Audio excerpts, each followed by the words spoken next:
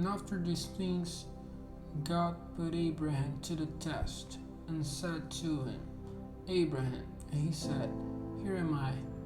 And he said to him, Take your son, your dearly loved only son Isaac, and go to the land of Moriah and give him as a burnt offering on one of the mountains of which I'll give you knowledge. And Abraham got up early in the morning and made ready his ass, and took with him 2 of his young men and Isaac, his son. And after the wood for the burnt offering had been cut, he went on his way to the place of which God had given him word. And on the 3rd day, Abraham lifted up his eyes, saw the place a long way off.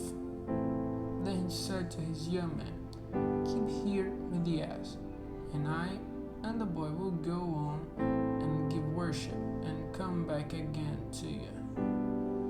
And Abraham put the wood for the burnt offering on his son's back, and he himself took the fire and the knife in his hand, and the 2 of them went on together. Then Isaac said to Abraham, My father. And he said, Here am I, my son. And he said, We have wood and fire here, but where is the lamb for the burnt offering? And Abraham said, God himself will give the lamb for the burnt offering. So they went on together. And they came to the place of which God had given knowledge. And there Abraham made an altar and put a wooden place on it. And having made tight a band round Isaac his son, he put him on the wood on the altar. And stretching out his hand, Abraham took the knife to put his son to death.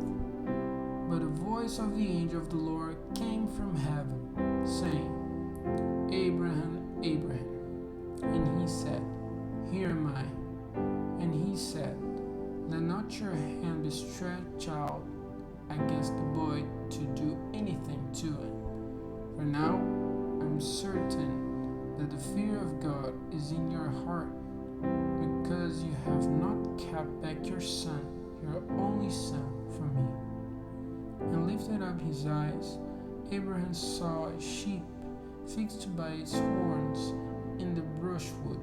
And Abraham took the sheep and made a burnt offering of it in place of his son. And Abraham gave that place the name Yahweh, as it said to this day, In the mountain the Lord is seen. And the voice of the angel of the Lord came to Abraham a second time from heaven, saying, I have taken a note by my name, says the Lord, because you have done this and have not kept back from me your dearly loved only son, that I will certainly give you my blessing, and your seed will be increased like the stars of heaven and the sand by the seaside. Your seed will take the land of those who are against them, and your seed will be a blessing to all the nations of the earth, because you have done what I gave you orders to do. Then Abraham went back to his young men, and they went together to Beersheba, the place where Abraham was living. After these things, Abraham had news that Milcah, the wife of his brother Nahor, had given birth to children, Uz the oldest, and Buz his brother, and Kemuel, the father of Aran, and Chized, and Hazo, and Pildash, and Jidlak, and Bethuel. Bethuel was the father of Rebekah.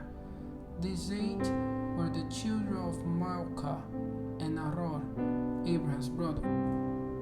And his servant Reumah gave birth to Taba and Garan and Tahash and Maacah.